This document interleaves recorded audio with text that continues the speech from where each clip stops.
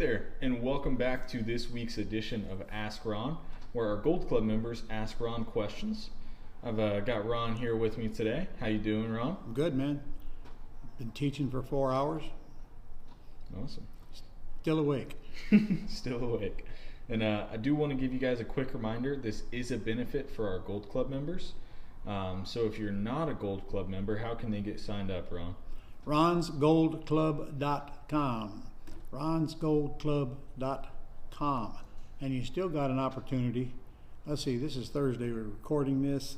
If you get this Friday morning, make sure you register and get on this thing we're doing here, because tomorrow we're going to go through the Dreams Pro AI system and really going to be excited about that. And how do they register for this? You know? I can put it down in the link in the description. All right, well, let's go ahead and get started here. First question comes from Jason Hattaway. He's up in... I know Jason. That's right, up in Castle Rock, Colorado. He was here. He was. He said, I just purchased a pretty house with terms with no money down in early September. No way, Jason. You know that you can't do that in Colorado. The loan balance is basically what it's worth. And he says that he's advertising it on Facebook Marketplace, several local papers, putting up bandit signs. Said he's even got a nice sign in the front yard and a box with flyers in it. Says that he gets calls and messages every day, but it can't seem to find someone who can afford it. He's asking $519,000 for the place with monthly payments of $3,700. Wow. He was just curious what your thoughts were and whether you had any suggestions for selling the property. Well, the $3,700 might be the problem. In fact, I got one very similar to yours. It's worth $525. Bought it for $440 with nothing down, wrapped to the seller. Our payments are about $2,500. We already had one potential buyer want to give us $25 down and $3,500, which we're looking at, but I know I can get $50 down on it. So, Jason, I don't know how you're handling the calls. I don't know where your calls are coming from. You should be getting them, quite a few of them. I assume that your advertising says lease purchase and no bank qualifying kind of stuff. That's what gets them to call. But you're going to be more patient. When you get up into that category and that size of a payment, it might take you a little longer to get somebody who can afford it. But you say the payment's $3,700. I hope you're not advertising that, because you need to ask them what's the most they can pay per month. They don't need to know you have a $3,700 payment, because that could kill a lot of calls. All right. Next up is from Tony and Angie Stewart. Oh. They said, following... Oh, go ahead. Our regulars. The regulars. They said, following up on the two houses we mentioned last week, one of the houses was a truly ugly house. We established great rapport, and after some follow-up, are meeting with them next Saturday to get a contract signed. They also wanted to mention, as they're typing this, they're at a National Real Estate Convention in Cincinnati, hearing from a bunch of your former students. Yeah. Bina Jones. Yep. And here's their question. They said, one of the speakers talked about having a buy box where you can communicate to realtors for residential or brokers for commercial. He also spoke of how he changes it based on the market. I know you have the ugly house buy box that you get daily leads to you sent by your realtor, but do you have one for pretty houses for residential or one for commercial? Okay.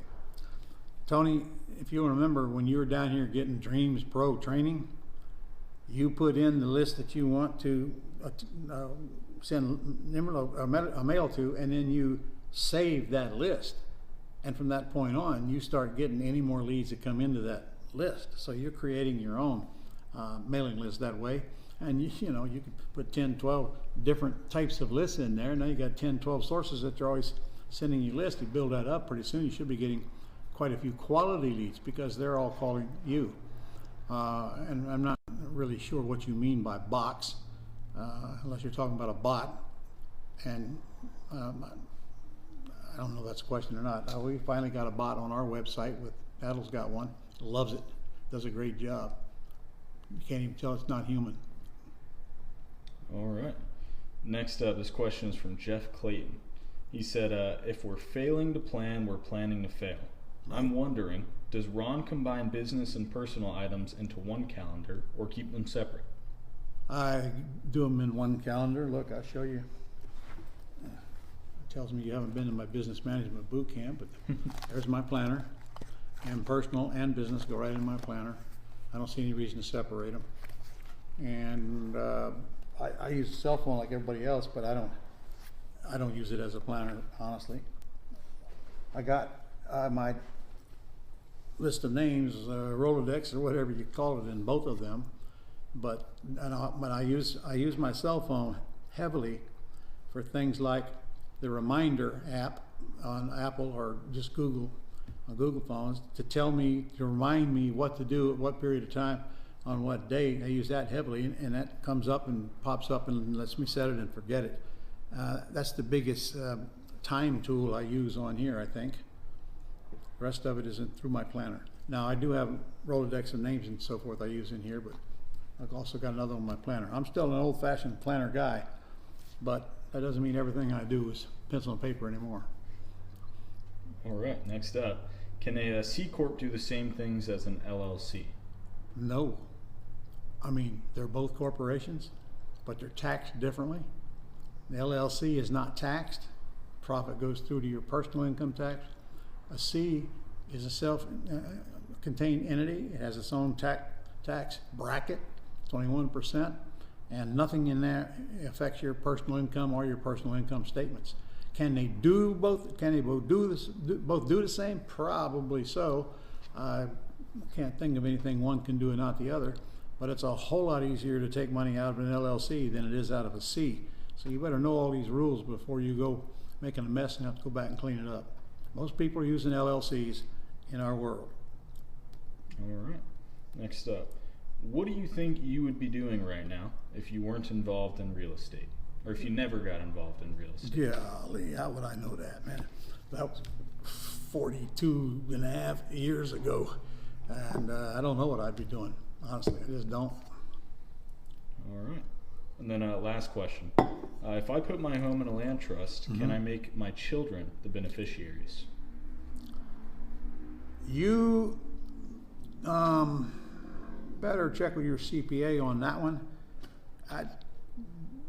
That's the same as selling your house to your children, and I can't believe that's not a taxable event. You better check with your CPA on that one. I'm not qualified on it.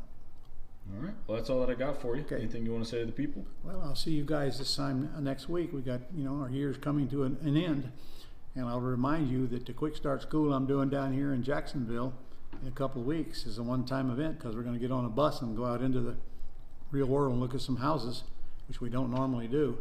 That's the only time we're going to do that, period. Also got next year's schedule. Should be posted by now. Go to my website and you'll see it there. And then we got 6 implementation power days scheduled for next year, which is 2-day events where we're actually bringing people down here and setting their systems up for them, helping them create the mailing list right there, helping them, learning doing contracts right there in that 2-day period.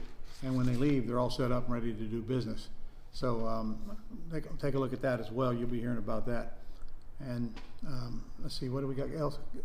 We got commercial boot camp coming up next week here in Jacksonville.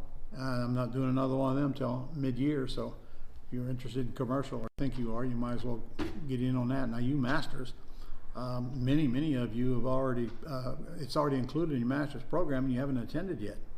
Okay, you really only got a year to attend that boot camp for free, so you might want to be getting it over with, because I'm not doing another one for several months. So that's all I can think of right now. Awesome. That's enough.